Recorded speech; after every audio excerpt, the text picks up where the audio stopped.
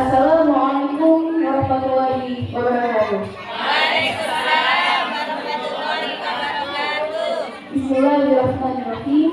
Alhamdulillahirabbil alamin. Wa bihi nasta'inu 'ala umuri dunya wa din. Wassalatu wassalamu 'ala asyrofil anbiya'i wal mursalin wa 'ala alihi wa sahbihi ajma'in. Amma ba'd. Yang terhormat Ibu Dewan Juri, yang terhormat panitia dan yang terhormat para hadirin yang dimuliakan oleh Allah. Di kesempatan yang berbahagia ini, di kesempatan yang baik ini dalam memperingati Maulid Nabi Sallallahu Alaihi Wasallam dan Hari Santri, izinkan kami untuk menyampaikan sebuah wacana, sebuah pidato yang bertemakan menteladani akhlakul karimah Rasulullah Sallallahu Alaihi Wasallam di era milenial. Kita mengetahui para hadirin sekalian dirahmati oleh Allah. Rasulullah Sallallahu Alaihi Wasallam lahir pada tanggal 12 Rabiul Awal 571 Masehi tahun Gajah. Kenapa dinamakan tahun Gajah? Karena di saat beliau lahir, tentara Gajah menyerang, maka dan ingin menghancurkan Mekah. Namun apa? Allah mengutus Zulkarnain untuk menghancurkan hingga memusnahkan. Dari sejarah itu pun kita mengetahui Rasulullah lahir pun memiliki mukarramah akan memiliki mukjizat sendiri karena Allah memiliki tujuan kenapa Rasulullah lahir ke dunia ini. Yang pertama, bikin a messenger ataupun sebuah pesan dakwah untuk menyerukan agama Islam. Yang kedua, bring us from the darkness to the brightness, membawa kita sebagai penerang kita, penyelamat kita, dan berikan seluruh keselamatan untuk semua orang manusia di muka bumi ini. Triggernya, penerang di sini adalah Rasulullah. Penerang di sini triggernya Rasulullah untuk sebagai pemberi akhlak mereka, berbagi akhlak. Kita mau tahu di pada hari sekalian, akhlak di zaman Quraisy sangatlah sangat buruk. Maka Rasulullah diutus oleh Allah untuk berbagi akhlaknya, baik secara dakwah secara terang-terangan maupun sembunyi-sembunyi. Yang kedua, tujuannya adalah penerang di sini sebagai untuk mengangkat derajat wanita.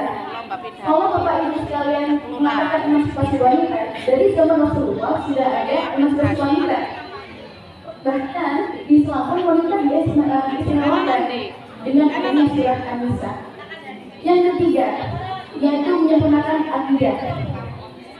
Dan para hadirin sekalian, relate dengan zaman sekarang yang konvensional. Di era milenial, kenapa sih kita harus meneladani akhlak Rasulullah Sallallahu Alaihi Wasallam? Yang perlu diketahui, because the development of technology it causes crisis of morality, crisis of akidah, and crisis of religion. Perkembangan teknologi tanpa kita sadari juga meningkatkan krisis moralitas. Yang pertama, yang kedua, krisis akidah, yang ketiga, krisis akhlak atau attitude. Dari ketiga itu mari kita bahas satu persatu Bapak Ibu sekalian karena hadir di sini oleh Allah. Yang pertama, kita harus tahu bahwa teknologi punya dua sisi. Have to side that we have to understand. Mempunyai dua sisi yang harus kita pahami dalam perkembangan teknologi dan zaman. Apa itu? Advantage dan disadvantage. Keuntungan dan kerugian. Apa sih advantage-nya? Di sini di era globalisasi dan di era milenial, keuntungannya adalah satu, informasi jauh lebih mudah kita dapat. Komparasi di zaman dahulu, zaman kita mungkin di zaman kita masih kecil, untuk kita mendapatkan suatu informasi, kita harus membaca buku terlebih dahulu. Ataupun kita mencari halaman berapa, tidak berapa. Namun di era sekarang, di perkembangan teknologi, advantage-nya adalah kita cukup mencari search di Google saja, kita sudah tahu informasi itu. Itu salah satu keuntungannya. Yang kedua, salah satu keuntungan dari perkembangan teknologi di era milenial saat ini adalah mempermudah mobilitas. Kemanapun dulu, zaman dulu ketika belum berkembang teknologi, ketika kita ingin, contoh kasusnya adalah ketika kita ingin pergi ke sebuah tempat, kita harus memesan tiket pesawat misalnya. Memesan tiket pesawat pun dulu kita harus datang ke bandara, dan berarti kita harus datang ke stasiun. Tapi sekarang kita cukup dengan teknologi, kita pesan dengan handphone, semua bisa teratasi. Dan yang ketiga adalah Keuntungan dari kemajuan teknologi di sini adalah wadah untuk orang berekspresi. That's point. Namun kita lupa di sini bahwa kemajuan tersebut juga punya dua sisi, disadvantage. Apa itu kerugiannya? Yang pertama, kerugiannya adalah it can change the behavior of people, mengubah mindset, mengubah perilaku orang tersebut.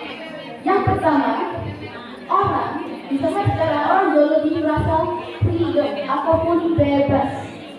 Contoh kasusnya adalah di mungkin ketika kita search ataupun kita melihat di sosial media, ketika kita melihat contoh kasusnya kita melihat di TikTok ataupun di Instagram, banyak orang tidak malu ataupun tidak segan untuk mengumbar kemesraan di media sosial, atau bahkan mereka dengan tidak malunya untuk bergoyang ataupun seolah-olah itu wajar. Namun apa di sini yang kita lupa? Rasulullah SAW dalam kisah kita tahu bahwa tanam sifat malu itu adalah kewajiban, adalah sebagian dari iman. Merujuk pada sejarah yang diriwayatkan oleh Imam Bukhari, pada saat Rasulullah SAW berjumpa dengan sahabat Ansor dan dia sedang menasihati saudaranya tentang akan rasa malu. Dan apa yang dikatakan oleh Rasulullah pada saat itu? Tinggalkan, karena malu itu adalah sebagian dari iman. Bayangkan, mulai pada saat ini, kondisinya adalah orang-orang sudah tidak ada mengurangi rasa malu. Jadi secara langsung, keimanannya pun juga akan hilang ataupun keimanannya itu akan berkurang. Itu salah satu kerugian dari kehidupan teknologi. Dan kenapa kita harus mempelajari akhlak Rasulullah di zaman sekarang? And the second point, yang kedua, mengenai kerugiannya, yang kita harus dipelajari Rasulullah adalah berkembangnya ilmu informasi dan teknologi saat ini. Kita sangat mudah memperoleh informasi yang sangat kontroversial yang memicu komentar pro dan kontra antar satu kelompok. Nah, di sini itu sangat dapat memicu adanya integritas ataupun pemikiran di sini. Lalu apa yang harus kita pelajari dari sikap Rasulullah Rasulullah? Bahwa ilmu menuntut ilmu itu penting di era sekarang. Bahkan bukannya ilmu menurut hadis Imam hadis Bukhari bahwa berilmulah sebelum kamu berbicara, sebelum kamu beramal, sebelum kamu beraktivitas. Itu sangat penting dalam diri kita sendiri. Contoh kasusnya adalah ketika kita mendapatkan berita contoh ada suatu kelompok yang menyatakan kelompok ini tidak memicu adanya perseteruan yang dinamakan perseteruan antara dua kelompok yang membuat orang itu berbeda belah dan tidak sinkron dalam hal ini. Jika kita tidak mendapatkan ilmu yang cukup, tidak ada tidak memiliki ilmu yang cukup, tidak ilmu yang kuat untuk menghadapi tentang informasi sekarang ini, kita akan ikut dalam arus yang dilakukan kebencian ataupun insidental tersebut. Maka pentingnya kita mencari Rasulullah yaitu kalau menuntut ilmu untuk menghindari yang namanya integritas ataupun pemerintahan karena berbeda pendapat. Kalau itu pendapat yang adanya ilmu itu sama dengan kosong, Bapak dan Ibu sekalian. Dan yang ketiga, karena kemarin pun juga ada cenderung rasa malas di sini. Kenapa saya katakan rasa malas?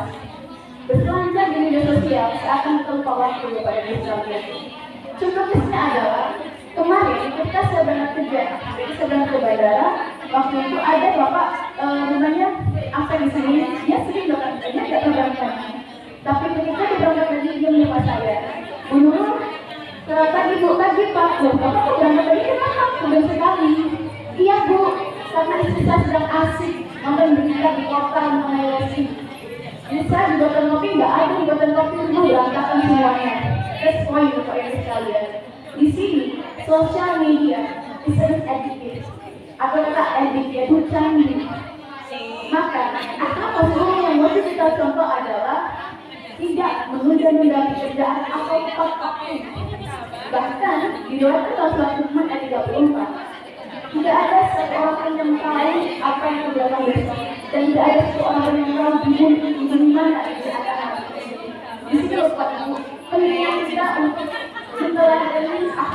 keluar di era milenial. Karena di zaman Indonesia ini sudah Indonesia tidak langsung. Dan juga tidak hanya saya media, mungkin ibu sekalian punya anak yang mungkin terjadi dengan game atau aplikasi. Di sini ada salah satu spesialis ekonomi teknologi yaitu game. Kadang anak itu akan lupa waktu mengenai bagaimana dia sholat, bagaimana dia belajar. Kenapa? Karena adik kita tadi mengenai teknologi. Maka dari itu, sosiolog yang saya sangat tinggi di sini untuk menekan ataupun prevent mengenai disadvantage yang terjadi perkembangan ekonomi. Dengan apa? Dengan metodologi sosiolog. Sosiolog di sini peran sosial adalah lebih aware dengan lingkungan sekitar. Dan di sini apa? Untuk berdasarkan ada kecil. Karena orang tua besok adalah madrasah pertama untuk anak langkah ekonomi anak yang kecil. Dan berikutnya adalah meneladani apapun karena Rasulullah yang berbuat kepada saya. Semoga kita di era milenial ini selalu bisa di depannya dengan apa yang menjalankan agama yang kuat, dengan ilmu yang kuat. Ilmu sosial sangat penting dalam apa? Penting dalam menjalani kehidupan sehari-hari. Namun ilmu agama sangat penting tujuannya Bapak Ibu sekalian. Ilmu dunia kita penting karena penting kita dalam menjalani hari ini hari. Dan yang kedua, menjalani hidup yang senang di akhirat. Itu yang paling penting. Saya mohon maaf apabila ada kalimat menyinggung Bapak Ibu sekalian. Dan terima kasih atas waktunya. Wassalamualaikum warahmatullahi wabarakatuh.